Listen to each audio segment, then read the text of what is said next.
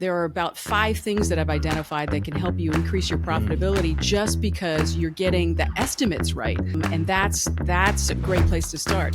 If your profits aren't there, you don't in fact have a business. You know what you have, guys? A very expensive hobby. Welcome to the Infinite Creative Podcast. My name is Fitz, and I got my buddy over here. Hey guys, I'm Sean, and today we are with our guest Whitney Hahn. She is a business advisor and trainer. She works with ProvokeBetter, and her whole goal, it seems like, is to take the busyness out of growing your business, but also growing it, 30, 50% every year. She has like an academy she runs. She's doing a lot of work in terms of optimizing. Today, she's going to talk to us about how she can help optimize our flow. But first off, thank you, Whitney. Thanks for joining us. It's great to be here, Sean Fitz. Thank you so much. I did not get the wear the Hawaiian shirt memo. So if you're listening on the podcast, just imagine it. But on YouTube, you want to dial back that saturation. There's a lot. Fitz, I can't hear you over your shirt. What's happening, man? The struggle is real. Jimmy Buffett's just playing in the background. The business a little bit. Fantastic. Yeah. Well, so awesome. Whitney, what do you do in your own words? Because like Sean made I think a pretty good description, but I would like to hear more about your journey, how you came to this, and all about you. What do you do? My journey as an entrepreneur started when I was a kid. My parents also own their own business, so I grew up watching that happen. All the good stuff and all the bad stuff. Being an entrepreneur is not easy. The both of you recognize that. We sometimes build a business that a few years later we feel like we're trapped by. Yeah. And that's the busyness that I like to undo now as I'm a business advisor. I saw it happen. I experienced it myself. I got at a point in my career where I was actually pretty resentful of the business that I had created because my team could take a new job, move to a new place, decide they wanted to work, didn't want to work. But since I felt like I was responsible for all of them and feeding this machine, I didn't have those same choices. So what I'm focusing on now is advising small businesses on how to delegate properly, how to capture proper profit in their business, how to utilize tools and resources like AI, that's just one of them, or other humans around you to help leverage your time and do things smarter and actually be able to enjoy your life.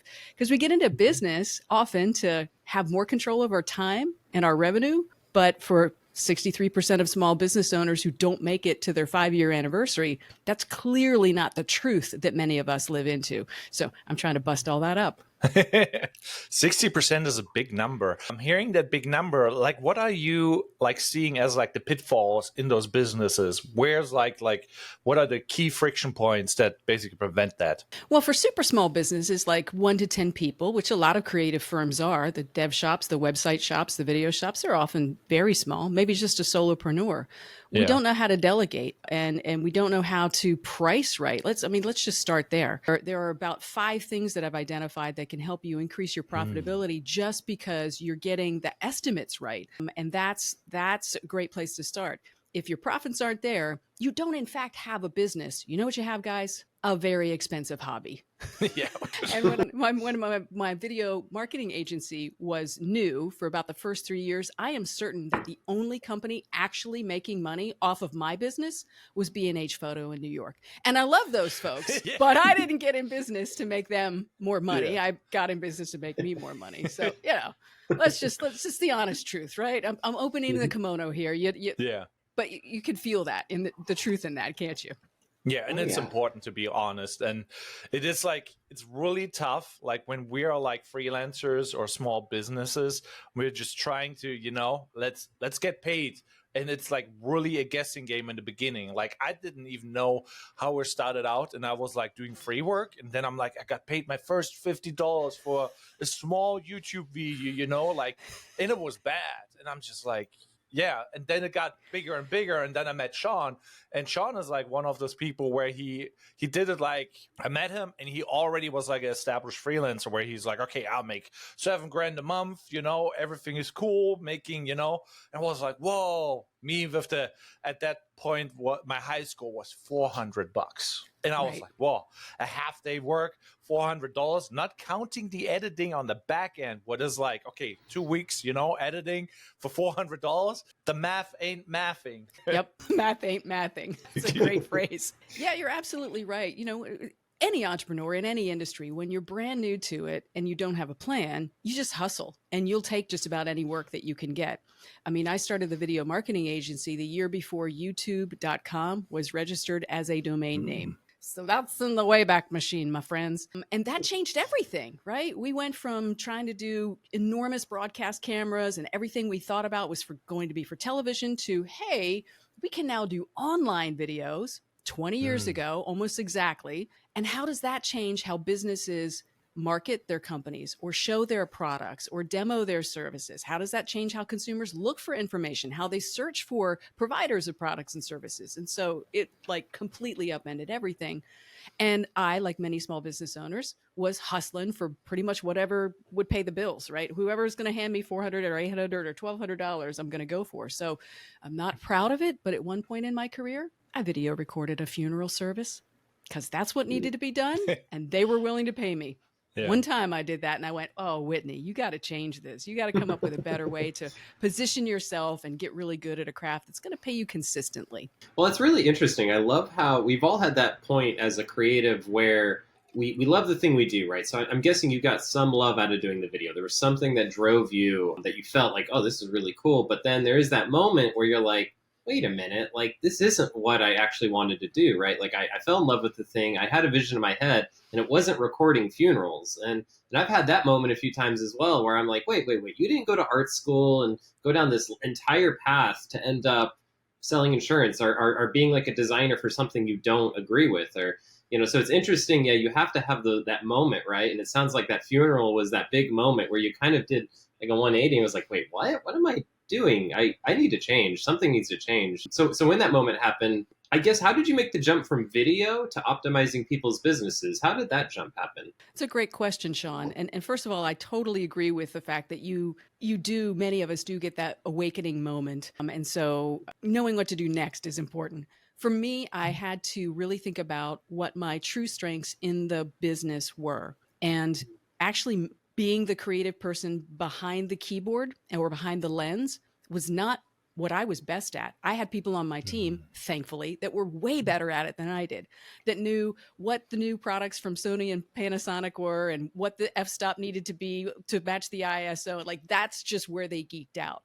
I geeked out on understanding the marketing strategy because it's one thing to have a great website or a great video aesthetically. Yeah. It's another thing for that asset to actually do what it was intended to do for your client, which is probably to help them gain more business, more followers, more registrations, more subscriptions, etc. So the aesthetics of it, I decided I needed to leave to other people. What I focused on was the business aspect of it, helping my clients get their clients or whatever their objective was, fundraisers for nonprofits, clients for for-profit businesses, etc. And in the process of doing that, I got to know their business as well, and I saw their struggles that mirrored in many ways my struggles. And I said, okay, if we're all just stupid and hustling all the time and taking vacations with our laptops because we don't have a better way of doing it, maybe my next step is figuring out that better way to do it. So that has been what I've dedicated myself to for the last 6 years or so. Okay. I really love that because like I'm going to have actually exactly the same experience next week. I'm going to travel with the laptop and I'm like going to edit while being there and doing the work and just doing still some other work. And I'm like, the struggle is really real. So what is the first step? Because you mentioned already you should outsource, but to who do I outsource? What are the key features I have to look for when I pick, like, let's say, somebody? Well, by outsource, I hope you agree, Fitz, that outsource can sometimes just mean to another employee in your company. Yeah. And it could also mean to a freelancer or a contractor or a special teams player that you hire on an as-needed basis. And I think today, we didn't have the choices that we had 20 years ago when I started the first company. We 100%. do have more options to find exceptional talent all over the world. Utilize that. This is an on-demand specialty workforce. You turn them on when you need that animation done or the voiceover done or the graphic design done. I need hand-drawn style. I need Pikachu style, whatever it is. You're gonna get that on-demand talent, and then you turn them off when you don't need them anymore, and you save yourself some overhead. So just quick sidetrack there. I think that is an excellent decision to make for a business. You don't always have to hire an employee. You don't always have to answer the question, oh, I hated this question. So how many people you have on your team? Like the amount of people I was carrying in overhead related to how good I was at my skill or how great I would be at resolving their problem. I think it's a bad question that clients ask, but they ask it because they don't know what else they should be asking. Yeah. So as entrepreneurs, I think we should stop asking each other that question. Like it's just false information. How big's your team? How many people you got on staff? Stop. What is that all about? Size does not matter that way, my friends. Yeah, no, it's an interesting point though that you bring up, that because I think it's safety, right? I've ran into people before where they're like, oh, well, we if you're by yourself, that's a risky thing, right? What if you get hit by a bus? Where does our website go? Who gives us our domain? So I've run into some situations where having a team, I guess, creates that security. But to your point, I think the things are changing now, right? Because people are seeing that there actually is a lot of risk into having employees, and there's a lot of things to balance. And you're right, it's just easier to plug and play, and it creates a better relationship. I feel like I love the businesses I work with because there's not this weird animosity of, or even this anxiety of, they have to help pay my rent, they have to pay my bills, and they either feel bad about that or they feel like they're giving me too much and I'm not giving back. There's this literally one for one kind of transfer, and I love that. So there's no weirdness. And if they're ever like, oh, sorry, Sean, we can't use this month, there's no weirdness there. And just like there's no weirdness if I want more money, if I want more pay, then it really makes everything a lot more equal. Where I feel like in offices and in businesses, there's so much that goes unsaid and so much time wasting in the politicalness of it, right? Of, well, I know that she's getting paid more than me and I've been working here a little bit longer. And, things like that, it gets real messy, I think. It certainly can. There are ways and reasons why hiring someone and bringing them on as an employee is the best decision. There are also ways and reasons that keeping a freelancer or contractor, those special teams, on-demand workforce people on play is a better decision. All I want to share in the universe is consider both options. Consider all options. And don't let entrepreneur culture or the hustle mentality of you have to be busy all the time and how big is your team and all of that nonsense create a noise in your head that makes you make a decision that is not, in fact, the best one for your business. Yeah, that work-life balance, that is like one of those things that came with like social media, like hustle and grind, wake up early, it's 4, why you're not up in the gym and do XYZ. And it creates that unhealthy, weird guilt, I guess, too, where it's like, oh yeah, I should do XYZ because that's what's needed to be successful. But then there are like people like, I don't know if you know him, Tim Ferriss, the 4-hour work week. And I mean, I saw everything. I saw people who are CEOs who barely work, but everybody else works for them and they're happy, they're making money. And then there's the freelancer struggling, and we want to all get out of that struggling part. So what is like another step that we can take besides like outsourcing to improve our businesses? Well, let's think about the discovery conversation. The first conversation that you're having with a client, we would call them exploratory meetings, others call them discovery calls. They're not in fact a client yet, they're a prospect, and they might even be a suspect. Suspect is somebody. What's the record on them? You're not even sure if a suspect is qualified to work with you. So you're not pitching yourself to them yet. They're coming to you saying, we have a problem, can you solve it? They're a suspect. Now, once they're qualified to work with you, it's a problem you can solve, and they've got a reasonable budget to solve it. Now they're a prospect. Yeah. And if you come to an agreement that they're a right fit prospect, then they can become a client. So I like to think of it in 3 stages. But that discovery call, we'll just continue to call it the discovery call, where you're talking with what you think is going to be a prospect and you're getting more into the nuts and bolts of what they need. The mistake I see most creatives make is that they talk about the tactical needs instead of the outcome needs. How many times have you been in a conversation where they see, I need a 2-camera shoot, I need a 5-page website?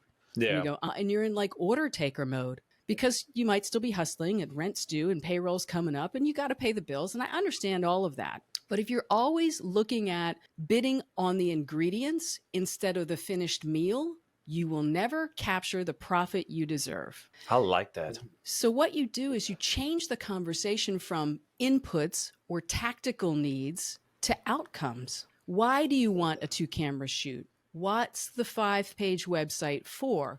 Why do we need these headshots? What problem is that doing? So in our video marketing business, for example, Fitz, we would start the conversation essentially with, hey, thanks so much for spending some time with us today. We know you wanted to talk about video. Tell me what problem you're hiring video to solve. You're not hiring us yet. Yeah. But you think you want video to solve a problem. What problem are you hiring video to solve? What problem are you hiring your website or your landing page or your email campaign? What problem is that going to solve for you? And you get them to talk about the problem first. We don't have enough leads. We have an event coming up and we need a promotional video. Okay, great. How have you tried to solve this problem previously? Well, we made our own video and that got a couple of views, but it took a long time. And what are they telling you? They're telling you the symptoms of their pain. And I love that part of the conversation because when that happens, that's the leverage. Oh, man. I had a sales trainer. This is going to sound terrible, but I'm sorry. It's how the magic actually happens. I had a sales trainer that told me, make them bathe in their pain because that's when you get to the profit. Yep. Bathe in their pain. I have a feeling I'm going to hear that. I'm going to hear that so much now from Fitz. He's going to soak that right up. I can feel it. I have a saying like that too. Make them bleed, but that's make them bleed. So that it's either way, but carry on. When you have that part of the conversation, what you're trying to do is figure out what problem they actually are trying to solve for so that A, you can bring a better solution to them, and B, how urgent is that problem so that you know how quickly and how durably and how rigidly, how richly you need to do it. Do we need a Band-Aid? Do we need a sling? Do we need to get you into the emergency surgery room right now? Now, let's use that medical metaphor. If I come in, it's like, got a little cut on my arm, I need a Band-Aid. Okay, that's not going to be quick. That's not going to be expensive. You probably could do that yourself. Metaphorically, go shoot that with your cell phone. Yeah. Go do that on the DIY website builder that came with your GoDaddy domain. That's fine because it doesn't hurt that much for them, right? And they shouldn't invest that much time and money in it. I wouldn't do it as a buyer. Why do we expect they will? But if the bone is sticking out of your arm and you're bleeding money. I mean, if that's me, I'm not asking the surgeon, well, how much is the emergency surgery room going to cost me? What I'm asking is, how long do I have to wait before you can get me in? That's a big one. We need to think this way in that discovery conversation. We bring better solutions, we capture more profit, and perhaps most importantly for our entire workflow process, we establish in that conversation that we are an expert practitioner and not a vendor. We are not an order taker. We are not a machine that just pumps it. You put a few buttons and it pumps out an outcome. When you are an expert practitioner and you position yourself that way from the very first conversation, you're going to have a lot better relationship through that process with the client. I mean, videos, websites, graphic work. When we're at our best, these are not quick turnovers. These are week-long or month-long type engagements, right? Yeah. So if in the very first meeting you roll over, play dead and say, tell me what to do, boss, how do you expect them weeks later, or months later to take your recommendation on something? Yeah. That's just dumb. Yeah, it's such a common thing. And honestly, something I ran into early in my career too, is also just understanding your own personal flaws, right? So for mine, I had a huge savior complex, right? So you could come in and you could really talk me down, but we're going to lose the farm and we really need this website and you could really talk me into things but then down the road, you're right, you build resentment because you're like, well, now they're not listening to me. Now I'm telling them what they need to do and they're not listening. And you're right, it's because you've trained them. And that's such an interesting dynamic that you really do have to make that first move in creating not just the boundaries, I guess. I don't like to really call them boundaries, but at least the expectations of hey, you hired me to do something. I remember in the print world, I just had this happen with a client where it reminded me where we actually had a sign over my desk where I actually had my rates where I was like, this is my rate if I design it. This is the rate if you design it over my shoulder. And this is the rate if I help you design it over your shoulder. And, and it would at least when clients would see that, I would just point up at it too. And they would do it in the office. I'd point at it and they would laugh because they'd get it. They were like, all right, I understand. It's like being in the courtroom and being like, sorry, lawyer, you take a seat. I got this one. And it's like, wait, what? Why am I here then? I mean, like, on that note, like the client will laugh because they don't understand it too, because like they're thinking, oh, that's funny, but it's actually more painful having to work with like bad decisions and then trying to make them work. So it's like sometimes they don't even know how wrong they are, and we as experts should lead them, and it's like it's hard to lead. So how do you lead actually in this industry? Because like first off, to point out the obvious, as a female, it is like really hard in this industry and just in general, because like I want to encourage now like a couple women in general from our audience to be like, hey, what makes you stand out? How do you establish yourself as a female leader? Because like my wife struggles with that, because she always says like, when I write emails, I'm not getting taken seriously. If I'm doing XYZ, I'm not getting taken seriously. What are your tips there? Sorry, that was long. Wow, no. It's a relevant question, and I actually don't get asked that very often. I'm not sure why that is, but that's okay. I will say, Fitz, that either I've been lucky or ignorant to not have experienced much of that. Yeah. Lucky meaning maybe I just present myself well, and I'm been fortunate to work with other powerful women and enlightened men who don't care. They want to know what I know and what I can do for them more than, if I stand up or sit down when I go to the bathroom. They don't care, right? When it comes down to it, what's the difference? Or it's been happening and I've just been ignorant of it. I've just been not paying attention to it because I know what I know.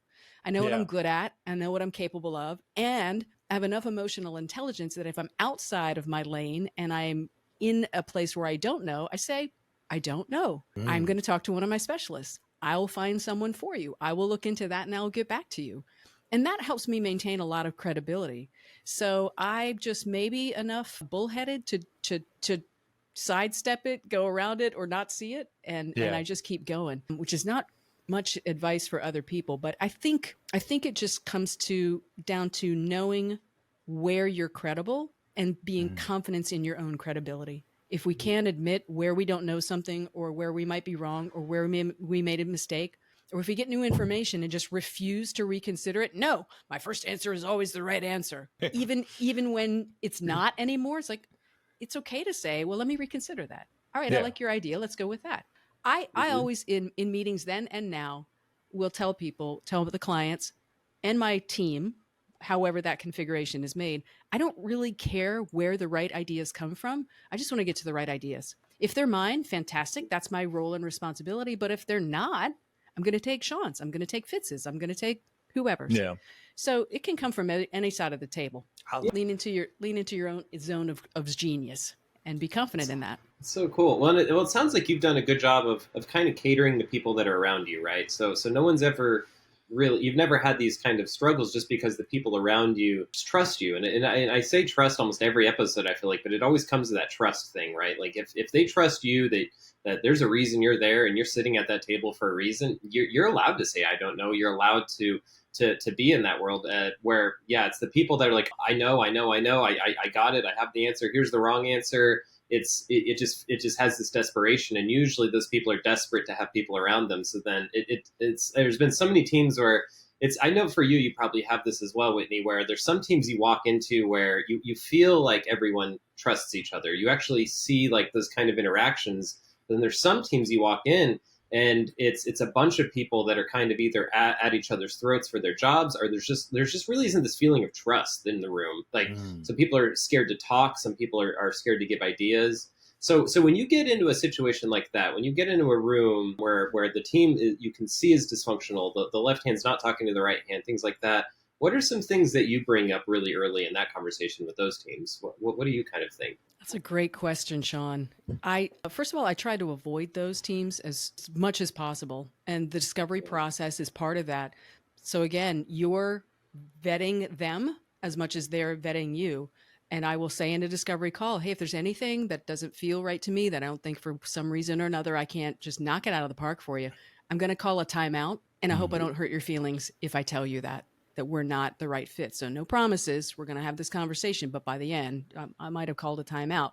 And they go, oh, okay, no, if it's not a fit, it's okay. Now here's the genius part. You can then tell them it's okay to tell you no. And this is how you help really reduce the amount of, let me think about it. So let me give you the sample language again. If I don't think it's a right fit, Sean, I'm going to call a timeout and tell you I don't think it's a right fit for us. Is that going to hurt your feelings if I tell you that?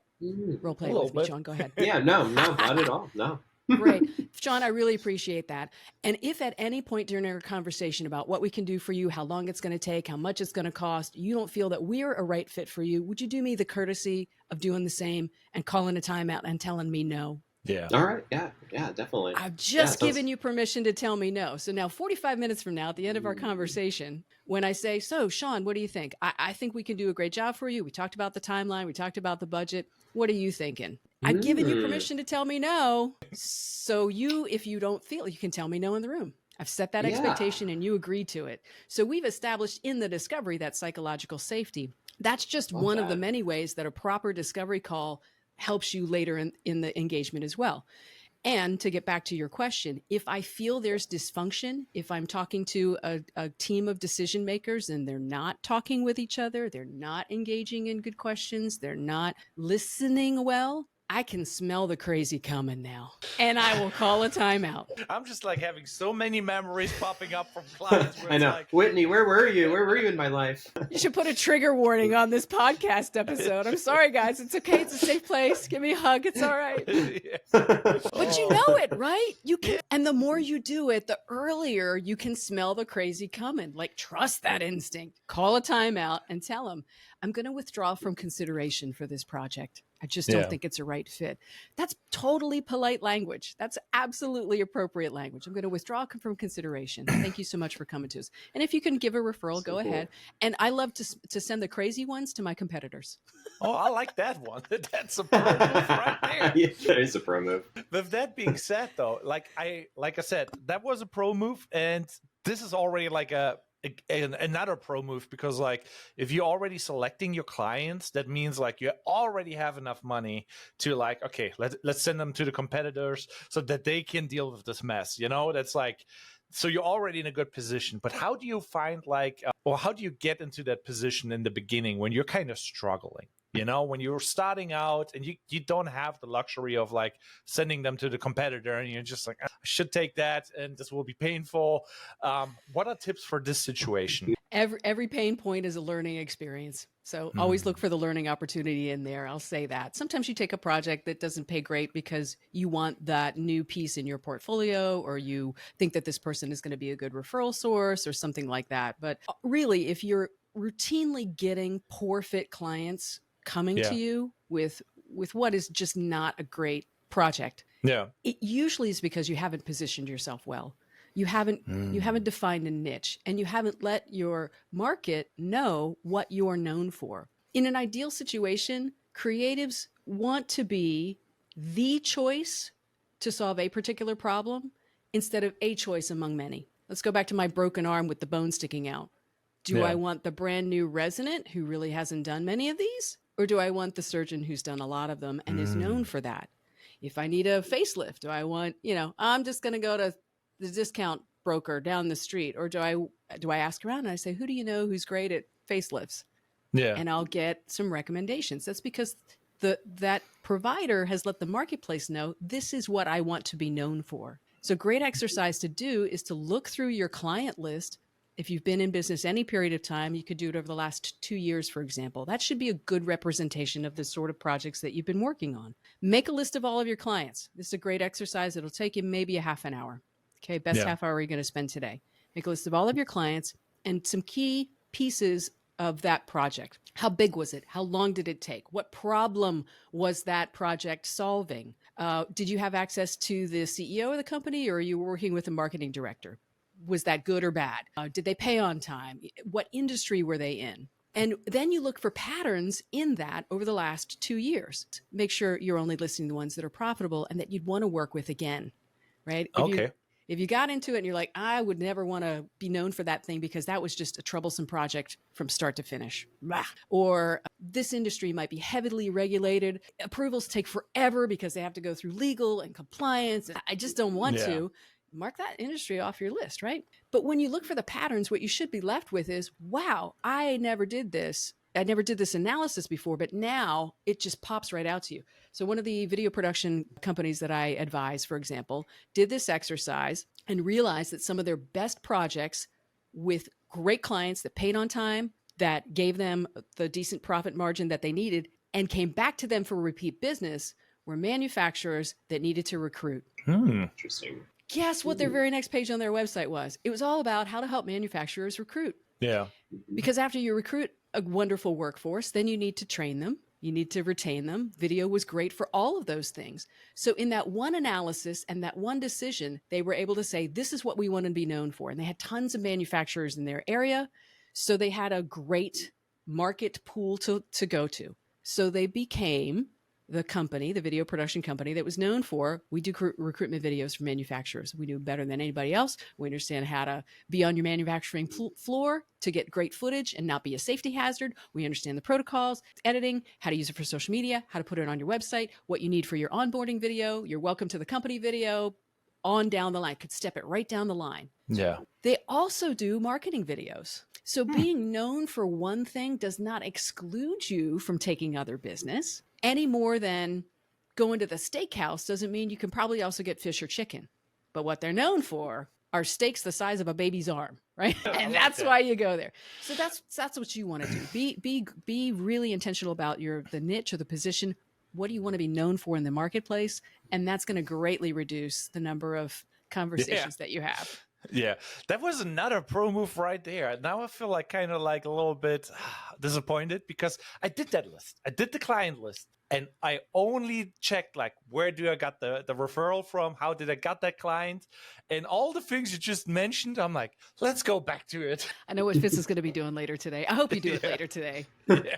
So I do want to ask. So one thing that Fitz and I have talked a lot about is the emergence of the content creator out in the wild, right? And so now we have a lot of teams of young people, a lot of people that didn't, classically learn videography, didn't learn how to be a producer, didn't learn a lot of these things. And there's lots of these small teams now of young people that are kind of starting their own little media agencies. And I'm just curious, if you were to walk into one of those rooms and give them a piece of advice. If Whitney could help start a new YouTube media channel with all these young guns, what would be your advice to those people? Because we have a lot of young people that watch this podcast that are, they maybe don't have that client list. They're trying to kind of break into this medium. What would be your advice to them? Well, a similar exercise is still really valuable, even if you don't have a 2-year-old client list that you can go back and analyze. You still want to look in your marketplace, look at your skill set and your own interests and say, what is it I want to be known for? And then make sure that you're matching your marketing messages, your outreach efforts, the main projects that you feature with that thing you want to be known for. That's how you create a book of business. That's how you create referrals. When people say, hey, do you know anybody who can help me with blah, blah, blah? You become the person that comes to mind, not just, I don't know, let me think about it. It's like, oh, you need to go see if Sean has room on his calendar for you. Oh, he does amazing work. I really hope so. So you can still do that in a forward imagination projection way, lining up your skills and your own personal interests with your marketplace and look for the gaps. Who doesn't already have marketing for manufacturers in their skill set? Or if you're a content manager and you say, I do everything for everyone, it's going to be really difficult for you to know the nuances that often come with certain industries and businesses. How you market for a lawyer is going to be very different than how you manage content for a veterinarian's office or a dog groomer or an ice cream shop. There are different ways that their target audience talks. Well, that's very, very, very helpful. I mean, I love that. Just being focused at the very beginning of it, of who is your audience and targeting things towards that. So you had mentioned before the podcast that you definitely had some tips, and I want to make sure to get to that in this, where you said you had some tips for videographers in creating estimates for their work. And go ahead and take it away. I definitely want to hear more about this. Well, thank you so much. 5 ways that we're leaving money on the table, and we've actually already talked about one of them, which is making sure that in your discovery meetings, you're talking about the problem that the prospect is trying to solve, not the tactical what do you needs. And that just changes the game. You're actually then pricing your solution based on how big the problem is. Once you've had them bathe in their pain, how much does it hurt, right? So now in your mind, you need to back check it with, well, it'll take me 20 hours to do that. But if it's a bone through the skin kind of a problem, you can charge a lot more. I've always bristled, quick sidetrack here, I've always bristled a little bit at bidding based on hours it takes you to complete it rather than the outcome that you're achieving for the client, because it unintentionally disincentivizes you to slow down. Yeah. It unintentionally penalizes you for being faster, for investing in better computers and the proper technology and great schooling and the 5 years that you've already done this in your life, and you're just better at it. You're faster, you're better, you're smarter about it. If you're doing hourly rates, you don't properly get compensated for the experience that you've developed. So think about bidding the project based on the problem that you're solving. That's tip number one. The second place where you're leaking profits out of your business is in onboarding your clients. How many times have you failed to account for the time, energy, and expertise that you build into gathering their assets? What are your brand standards, your font color, your font palette, your color palette, do's and don'ts? What's your tone of voice? You want us to put together such and such with images. Let me collect the images. All of that administrative time takes time. So I want you to think about what your new client success plan looks like to, again, establish yourself as an expert with a plan and a process that you utilize, and you build that into the overall price. So first time you're working with a client, you've got to bring all that stuff in, and you have to spend extra time in meetings with them to allow your brain to uptake what their concerns are and their additional conversations, or you're not going to do a good job, right? We're not order takers. Yeah. We're expert practitioners. So think about building your new client success plan and making sure that that new client is charged appropriately for that. That might be $1,500 on top of the rest of the project, but they follow you. The second time they come back, you don't need to go through that again. So It also encourages repeat business to come back to you, because now you've both invested in each other, right? Mm-hmm. So that's number two. Number three is about failing to think about the amount of administrative time, project management time that you have in client meetings, reading the reviews, reading their emails rather, being in review meetings with them. When you're getting that feedback, for example, that's some of the most important information that you'll get. But often we're thinking about, I'll be on the shoot this long and the edit will take this long, or I'll be putting the website together, but we don't remember, I'm going to have to actually talk with them for about an hour to get their feedback comments and then apply those changes. Or rewrite the one email like 5 times for an hour or two. Right. So make sure that you're building in time in your budget for all of those things and accounting for that, because that will wow, I got to slow down. That will directly relate to how the client experiences their work with you. If we're watching the clock and we're like, I don't have time for this email, I don't have time to listen to you in the review session, the client's thinking they don't care about my project. And they will remember the experience that they had with you. In some cases, even more than they'll remember the outcome you helped them produce. So make it fun for them. Make sure you're listening to them. We had a big 75-inch HD TV in the suite, and we had a real popcorn machine with real, not microwave stuff. Like, it smelled like movie theater popcorn. And when we invited clients in for a review, they hit the door and they smelled the popcorn. There was an experience that went along with it, right? So there are other little touches that you can do. It's a little harder to get the popcorn smell through Zoom, but what you can do is make sure you're leaving time for that. So that's number three. The fourth place we're losing money in our projects and failing to include it in the estimates is in third-party fees. This could be voiceovers, licensing special images for their website, location fees if we're on site, or permit fees. We lose money on those third-party fees. So it sounds duh as soon as I say it, but I watch both of you lean back in your chairs and going, shoot, I've made that mistake. I was just like, yep, transaction fees, there's like whatever, 2.6, 3.6%. Yeah. So the invoice is already smaller, or the money that you get from the invoice. I'm like, that's not the amount I'm quoted. Yep. Your third-party fees. Now, your rent, your subscription for Adobe Creative Cloud, those are part of overhead fees. That's not what I'm talking about. You calculate that separately. You do need to do that. But the third-party fees that you're incurring specifically for this project, you got to recapture that. The fees that you're going to pay to your contractors, the rental for the special equipment, anything like that, right? You need to make sure that you're accounting for that in your estimating, or at least telling them any third-party fees will be approved by you first and will be do to you. We're not absorbing that. Yeah. You want to rent a helicopter for the shoot? I'll figure out a way to rent a helicopter. That's going to be on top of what we already quoted. Voiceover fees, the joke I always used to make is, we anticipate a voiceover and we've included that in our cost already. Unless you want James Earl Jones, that's not included. We didn't build in enough contingency to get James Earl Jones to be your voiceover artist. And then finally, the fifth and final part is to build some contingency into your budget to allow for the unknown to happen. If you accept my initial suggestion for not doing it based on hours, but outcomes, you've given them one big round number. It's going to be $10,000 for this project. It's going to be $50,000 for this project. Build in those contingencies. One of the most important lessons I got in my business was from a client that I failed to do that for. He wanted some additional change or the purchase of additional stock image. And I sent him a bill for $75 after he'd already gotten the $8,000 project bill. And he called me. And he said, Whitney, I can't believe you just did that. And I said, well, it was outside of scope. How many times have we used that? It was outside of scope. He's like, yeah. I would rather you would have charged me $8,500 at the start than annoy me and nickel and dime me with this kind of nonsense. And I said, you're absolutely right. I'm going to eat this one. That was an important $75 lesson for me. And I never made that mistake again. Yeah. So don't do that to your clients. Build in the contingency you need to account for a little bit of the unknown to happen, and make sure that your client, as part of their overall experience with you, says that expert took care of me. I got what I needed. It wasn't a hassle.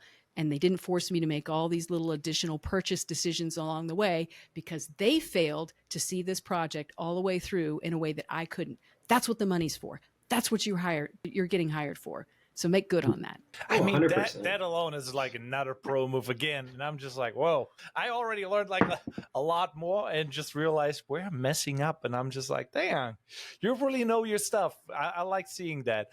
And yeah, so now I'm just like, okay, I need to do the list and I need to do X, Y, Z.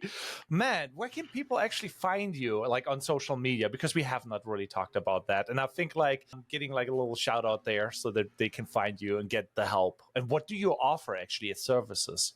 Sure. Well, LinkedIn is the best place to find me on social media. That's where I'm most active. We also have a YouTube channel up that lets me share some of these insights and tips with you.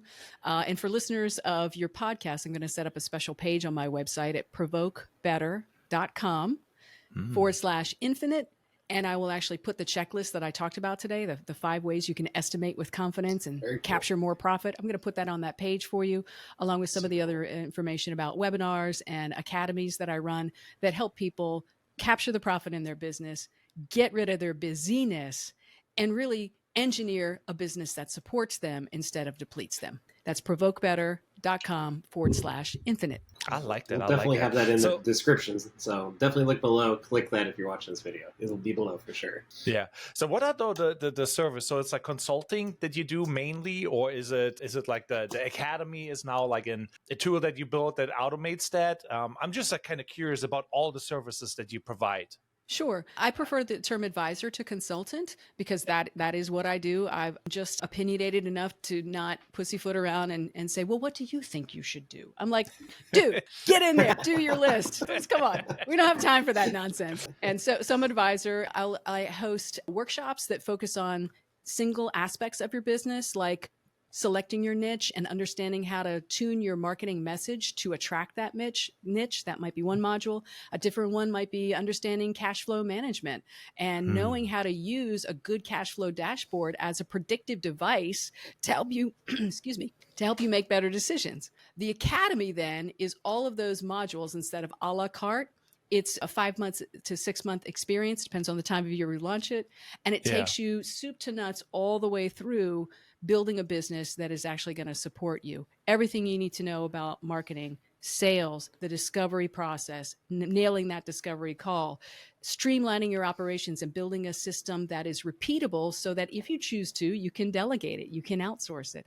All of those things are included in the Academy experience. Yeah. That's so cool. So would you say even just freelancers, small teams as well? Do you kind of do one-on-ones as well? Do you offer that, or do you mostly work with just teams? Or the Academy is built specifically for very small teams, so a solopreneur up to about 10 people. And I've done it that way because I understand that the needs are different, the constraints are different. We're working with much smaller budgets, and we need to be a little bit more cross-functional. So the Academy is built specifically for that. If you're just starting out, you might just want to check out one of those workshops and get a little boot camp kind of experience around the one problem that you feel like you're struggling with the most. One-on-one work is available, but that's usually for companies that are larger than 10 people. I'm working perhaps with the marketing director on this, the sales director on that, the production director or the creative manager on something else. And so it's a little bit more fluid, and that one-on-one work is 6 months or longer. Most of my one-on-one advisory clients are working with me about 18 months before they're like, okay, we've hit a plateau, we've hit the milestone rather that we wanted to. We want to kind of work on this ourselves, and then they re-engage me later when they're ready for the next big jump. So I think I'm part of probably your target audience for these things, right? Because I'm a freelancer. I've been in business for 5 years now. I'm in this kind of inflection point where I'm definitely like needing to grow, not having enough time during the day, probably leaving money on the table, which, I think goes hand in hand. When you don't have a lot of time, you don't tend to make better decisions with your invoices and things. And so I guess if I'm watching this podcast and I'm like, I don't know. I don't know if I've never had an advisor. I've never had a trainer. How do you kind of talk to those people? How do you grab them and say, hey, you should get an advisor. You should spread out and have other people kind of mentor you. What's kind of your message to them? What would be your advice to start to open the gates and let other people in? Well, thank you for that question, Sean. It's a very personal thing to hire a consultant, an advisor, a coach, choose whichever word works for you. So you definitely need to vibe with the person that is going to be in your head and sharing their experience with you. I always look for people who have obtained what I want to obtain. Don't go to the overweight person with high blood pressure to talk to you about your fitness and health. That doesn't make sense. So look for an advisor who's achieved what you want to achieve. Although I struggled very early on in my business in ways that I've described today and made bad decisions and paid a lot to the school of hard knocks in tuition, I finally figured that out. I had enough resiliency and enough stubbornness perhaps to figure it out. Fast forward, and last year I wasn't hustling. I was relaxed. I took 6 weeks of vacation, including a lifetime trip with my spouse to Fiji and a cruise with my parents who are in their 80s. And like, if I don't take them on cruises now, when do I think we're going to do it? They're in their 80s. Come on. Yeah. So I had 6 weeks of vacation, including those 2 big trips. I have 6 months of operating expenses tucked away in an interest-bearing account for a rainy day. So I'm debt-free and I've got money in the bank, which helps me be really confident about how I'm making decisions and selective about the clients that I'm making. And I rarely work more than 6 hours a day. In fact, don't tell my assistant this, but it's often less because I've built the systems and the people around me. Yeah. So look for people who have attained what you want to obtain. And then don't be too proud to dig into that. If I had a time machine and I could go back and do it again, I would have gotten coaching, consulting, advisory services earlier than I did. I thought I could learn everything that I needed to learn from books or watching videos or going to that conference. And while those things helped, they were unapplied pieces of information. In other words, it's out there, but I had to figure out how to make that knowledge work for me in my business, in the life that I wanted to build. The right coach, advisor, consultant helps you apply that theoretical information to your specific situation. And I think that's an important difference.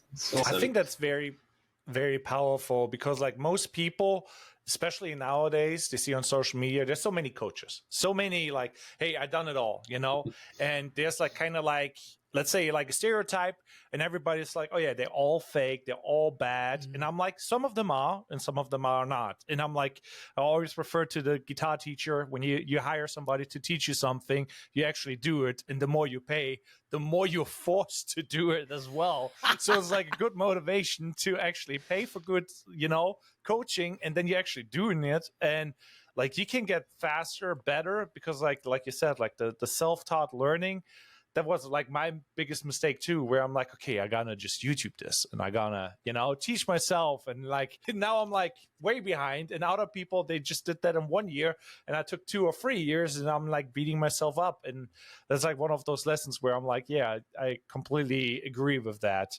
But you also mentioned like systems. You build systems.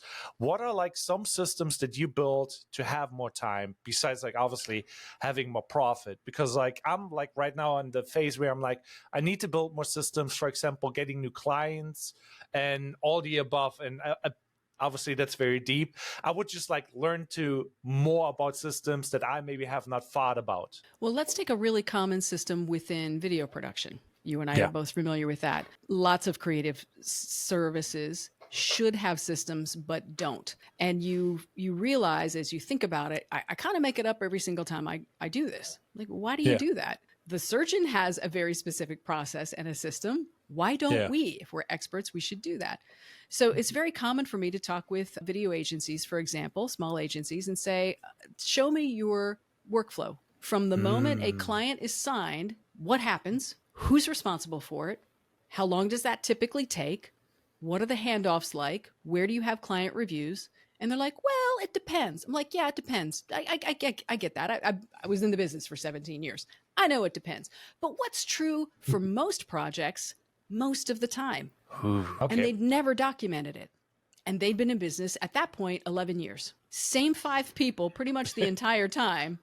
Just imagining that by osmosis and mental clarity, they were just beaming the thoughts to one another and everybody knew what to do. I was like, how's that working out for you? I'm like, well, they said, not very well, or we wouldn't be talking to you. Right. So let's fix that.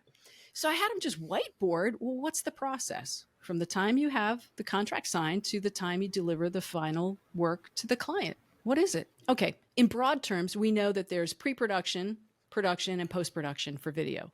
Yeah. For websites, maybe that's concepts, right? Pre-visualization work. Then you're actually in there coding and doing it. Then you're testing it. Then you move it from staging into production, right? There are still big, major milestones. Great. Let's start there. What happens in pre-production? Well, we're going to follow Whitney's piece of advice and actually have a new client onboarding process. Let's define that. Great. Start there. What's that look like? How long does that take? Well, it depends. Stop saying that.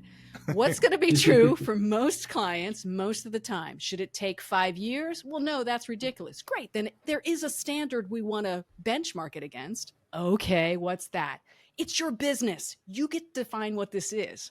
And expert practitioners tell the client, here's how long this will take. Why don't we do this? When we fail to do this as creatives, we're going to always be seen as the, I don't know, that's the creative. Woo! Come on. Yeah. That's not going to get you paid. That's not going to get you vacation in Fiji. Let's just knock it off. All right. Usually like the guess. It's like, oh yeah, that's probably Oh, 2 man. weeks. And then like the day before, I got to finish this like last minute. I heard you talk about that on another podcast. You were really quite candid.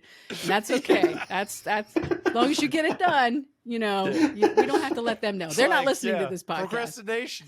Best motivator. So define each one of those steps. Let's go back to video. You got pre-production. What happens in pre-production? We bring the client assets in. We get whoever sold it needs to sort of tell the rest of the rest of the team what the project's about. Great. How do you do that? Well, we have a conversation. Why don't you have it in a creative brief? You wrote what you were going to do in the proposal for the client. Why don't you flip that into a creative brief that the rest of the team can and that travels with the project. So no matter who touches it, they always remember this is the objective. This is the deadline. These are the sensitivities. This is what's going to get us fired. This is what it's going to get us rehired. In your creative brief, travel it with the project, right? Yeah. I'm blowing your mind right now, aren't I? I was like, there's some really good nuggets in there. I'm just like, there. I feel like as like, like a solopreneur or like, a small company, I just like started hiring my wife for editing. She's doing an amazing job because she had brain injury, and I can dose the stress, at a level where it's like, hey, you're not getting overwhelmed. And she's super smart and does everything really good. But I can like, okay, I take the pedal off the gas or from the stress. And I'm just like, yeah, there's like that communication part with the team, like now I'm like, oh, I have another person, and I'm stepping up the game and I'm just like, oh yeah, there's like little like inconsistencies, or things I know that are important. other people don't know that they are important. And you just mentioned like, hey, that's what gets us fired, and that's actually the selling point on the proposal. And I think like most people don't really know, like you said, like, okay, you got to highlight the pain, like what is really important and why it's important. And I'm like, dang, you got so many good nuggets there. I'm just like, I'm happy to have you on this pod. Let me give you just one more example of how a system and good communication within your team is going to help you and your wife. She's doing editing. Now you, because you have had more experience, you probably know where you want to pause for a rough draft. What constitutes in your mind a rough draft? And maybe you show the rough draft to your clients while it's still sort of chunky, just to get early feedback before you spend a whole lot of time polishing up a segment that they're just going to blow out of the water later anyway. That's wasteful. Yeah. You know what a rough draft looks like and when to pause. Jump cuts might be okay for you. You haven't done final color correction, no audio tuning, things like that, right? She doesn't know that yet. How's she going to know it? Unless you microchip her or like, Vulcan mind meld her. She's not going to know that unless you say the words. So define things like, what's a rough draft look like for us? To pause and get feedback from the supervisor and or the client. What's a smooth draft look like? What's a fine draft look like? Whatever your terminology is. Yeah. Did it need captions or not? At what point in our process do we apply the closed captions, which are more and more important for social media? At what point in the process do we do color tuning or audio tuning? At what point in the process do we get the professional voiceover track in instead of the scratch track that we record ourselves? Because clients be crazy and they sometimes change it once they hear it. So we always did a scratch track first, just us, before we paid the professional to do it and locked it in. Right? These are just examples of how you systemize it. You say, this is the ProvokeBetter way of doing things. You can change it 3 months from now if it's not working. Yeah. But if you never have a plan, you can never corral your clients or your team into following your plan.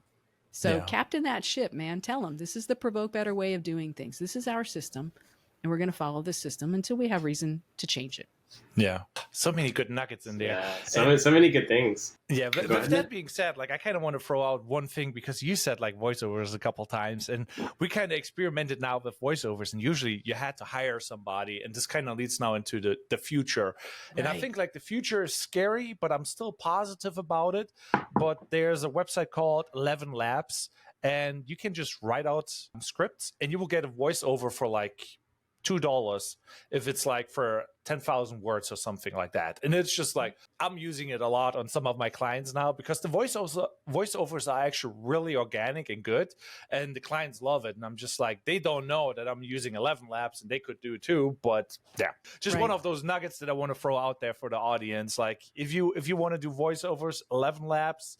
But obviously, it's always nicer to hire a professional. But yeah, the budget. Yeah, budget considerations are big. And when you're using AI tools, it's as part of your system. I think that's completely appropriate.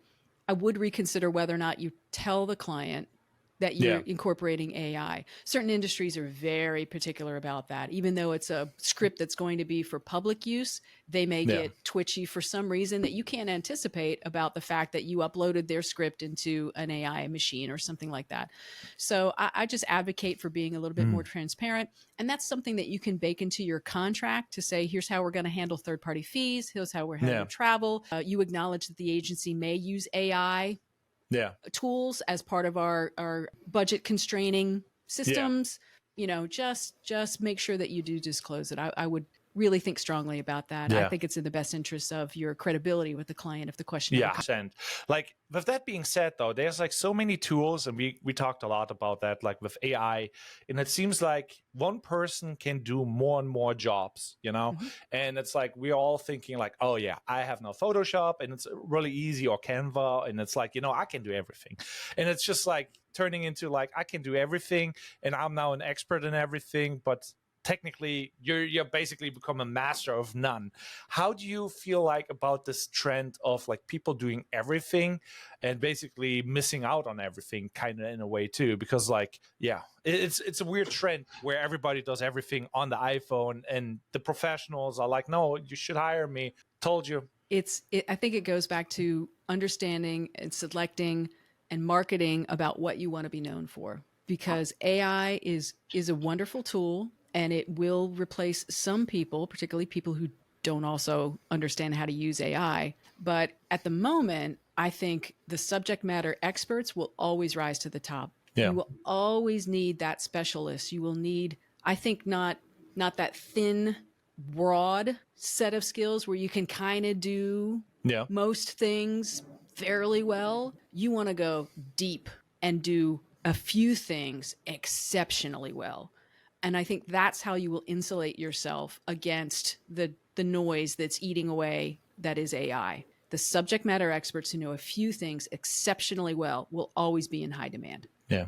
I love that. I love that. So basically becoming like really niche down, and this will protect you future wise to be more specialized and basically adapt new skills. Yeah, because either you will be the one utilizing AI to do things for you, or you'll be the one they hire when they can't use AI or don't want to use AI. So either way, you're the one, AI is only great when you have somebody looking at it and saying, was that great or not? AI, it takes averages, generative AI in particular, for example, it's giving you the most common responses to queries and questions. It's giving you the most common outputs for write me a script about the dog groomer. It's giving you the most common things. Exceptional creativity is not going to come from an AI. Exceptional innovation is not going to come from an AI. It will, however, come from subject matter experts who might use AI to help generate a few initial ideas and then build on and reframe on top of that. I really like that. Because that kind of gives like hope for the future creatives. And I think like everybody's struggling with that, especially Sean is like, oh yeah, there's those website builders, and he kind of hates them. Yeah. I mean, they're okay. Like if what you need is okay, that might be good enough.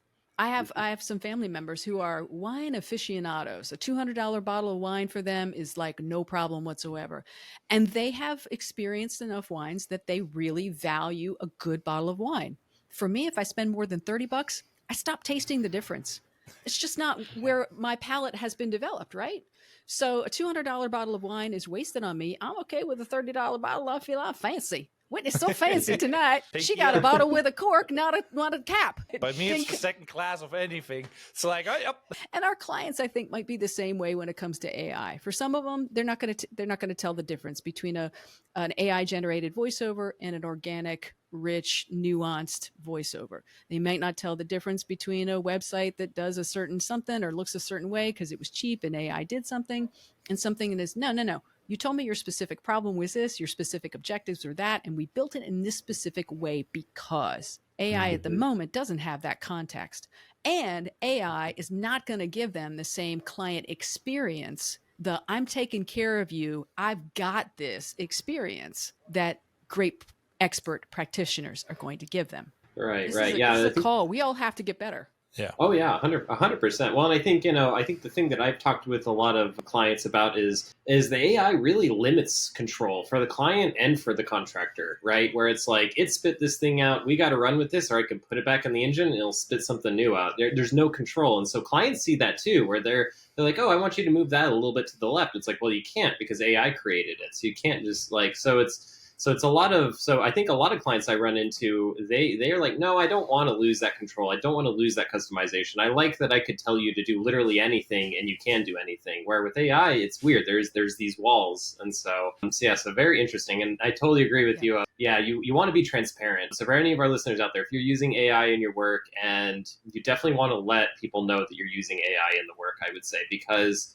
I think, your clients aren't paying for the tools, they are paying for you. So at the end of the day, if they're paying for you, then the tools really shouldn't matter that much. You shouldn't be hiding behind the tools. Now with that being said, you don't have to give all the tools of the trade. I don't think. I think we don't have to go into I use content aware in Photoshop to do X, Y, and Z. You don't have to say those things. But yeah, I love that point because I think it's definitely something that's more and more common. I see it in the web design world. A lot of people are using AI now, and so I do have this fear that like, if we're not careful at being transparent now, we're going to breed a lot of distrust going forward as creatives. If people don't trust creatives, that's a pretty bad thing. And so, yeah, being transparent is huge, I think. Yeah, not only is it good for that credibility with your clients, but in many cases, the AI tools themselves, the licensing requires that you disclose it. So you don't have to put a billboard out, but I would strongly recommend something in the in the contract that says this agency may incorporate AI generated content in these ways. Yeah. May incorporate. It's not doing it for you, but you need to let them know. Yeah. No, with that being said, now I feel like I got misunderstood because, like, I told them that I used AI voiceovers, but not where to get them because it's my tool, you know? So it's like, but this is also like another thing, like, how much middleman should we be, you know, for the client? Because obviously we know, like, if you want to have captions on your video, you can download a free app called CapCut or Descript and whatever, and you get like free like subtitles, you know, and this is like a great tool, you know. And there's like we're kind of in the business of being a middleman and being helpful and making it nice, but sometimes I'm feeling like, hey, if I give you XYZ tools, you could do a lot of that for free by yourself, and then I'm like, I'm replacing myself. Like, what is the balance of that? Because like sometimes I'm feeling like, should I hold more back with like giving information to clients, or should I be like, yeah, no, I'm just doing it for you and this is my job, you know, if that makes sense. I'm in favor. I mean, it's a personal decision. Yeah. For each of you, for anyone listening to the podcast, it's your business. You can make the decisions that you want.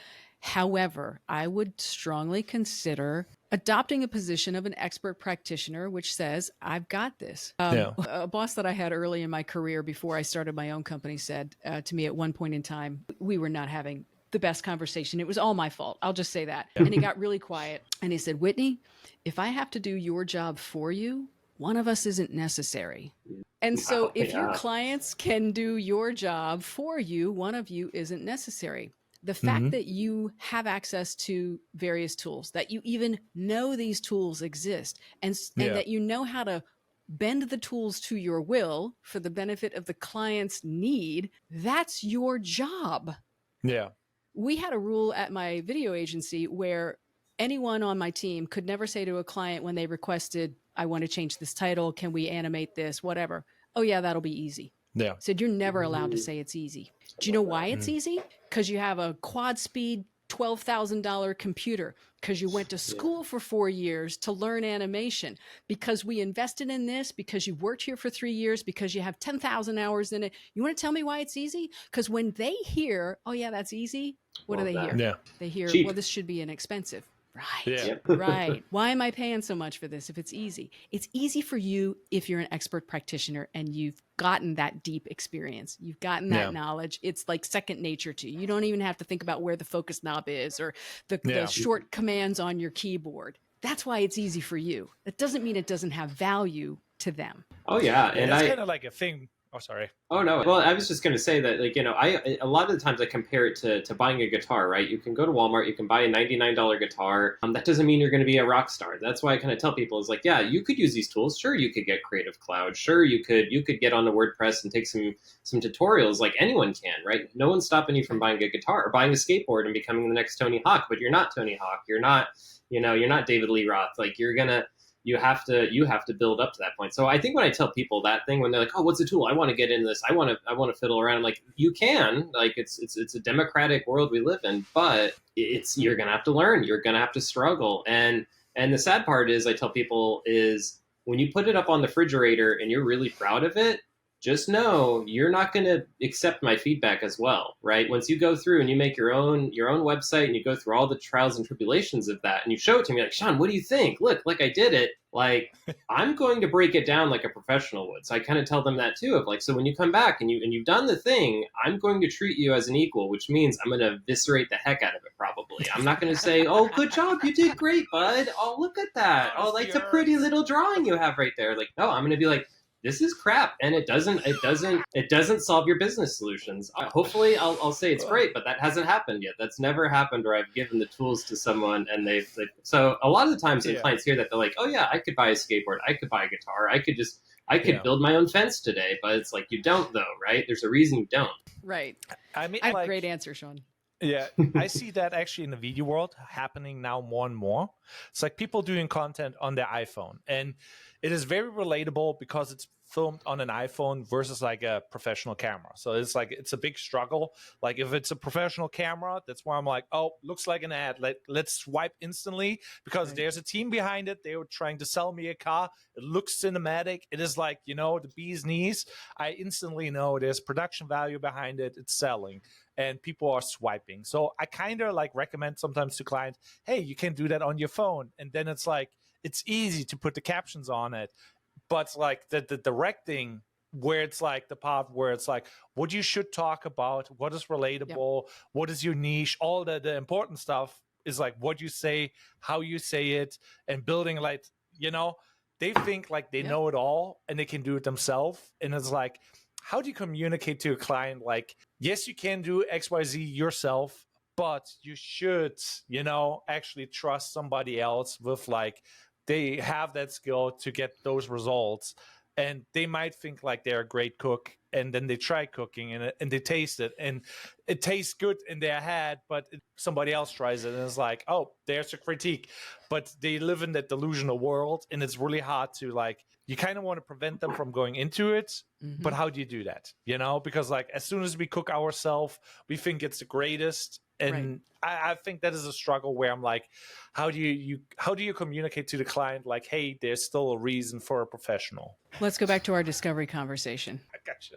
I mean, if you have to educate a suspect on why they should hire a professional, they're going to remain a suspect. They're never a qualified prospect. If they don't even believe in the process of hiring a professional because they need a more durable solution, because they need a certain quality exhibited, because they need it to build towards something bigger. Like if you're all the way back in the education stage, you're probably talking to the wrong people. You're probably talking to suspects who are never going to be great clients. They're always going to second guess your solutions. They're always going to try to beat you down on the price. They're always going to say, well, that didn't take you that long. It shouldn't be that much. Yeah. Suspects. Just don't even talk with them. Some people will always cut their own hair. No. 100%. I love this. Well, you just can't worry about it. I've learned so much from this. I mean, I think, especially for young creatives out there, this is so important to hear. Just the idea of like, it's important to create a good team around you of clients. And because if you don't, then you're wasting time fighting in the trenches, it sounds like, right? And that's time wasted right there. That's stuff that you're not estimating for. You don't put on the estimate as a line item or arguments, which would be kind of funny for some of my clients to be like, here's our line item. I know you're going to argue through stuff. So, but I think I've loved everything you've said in this. Some podcasts we have with guests where I feel like we're ending it at 20 or 30 minutes. You are already at an hour and 20 minutes. So I think this tells you right there that we could talk with you probably for 3 or 4 hours about this. So you've been an amazing guest, but I feel like we probably got to let you go. You probably got a few businesses to save. So it's been really great, Whitney. I just want to say thank you. We're going to put all of your links below. I'm definitely would love to have you on again. So we're going to definitely bug you in the future. Is there anything else you'd like to say? Anything you'd like to tell our audience before you leave? Hydrate. That's always good tip. So I'm going to say that now. Drink the whole hydrate. Didn't realize we've been talking so long. No, thank you so much for having me on the show. I think creativity is really important, perhaps particularly in the age of AI. Human creatives, human touch, the organic, almost indescribable differences that real people bring to our solutions are incredibly important. I really hope that never, ever, ever changes. At the same time, I know that we can't undervalue that creativity, that expertise, and the work that we do, because being an artist doesn't mean you have to starve. Yeah. Don't be the starving artist. I certainly hope that the listeners got something out of it. Visit the website, provokebetter.com/infinite. Get those tools, and keep in touch, because we need to keep this going. Yeah. And again, thank you, Whitney. I'm like, that's super cool. I learned a lot, and I'm just like, I have a couple things to do now. Writing that list, and instead of just making the customer bleed, I let them also suffer now in their pain points. And The Subtle Art of Suffering by Fitze. Fitz is a little too gleeful about that part. I'm slightly concerned, but we'll check back in a month or so. We're working on it. What have you done, Whitney? What have you done? Now they're suffering and bleeding. Well, thank you so much, Whitney. Thanks, everybody, for watching. This has been another awesome episode. Follow the links below. Whitney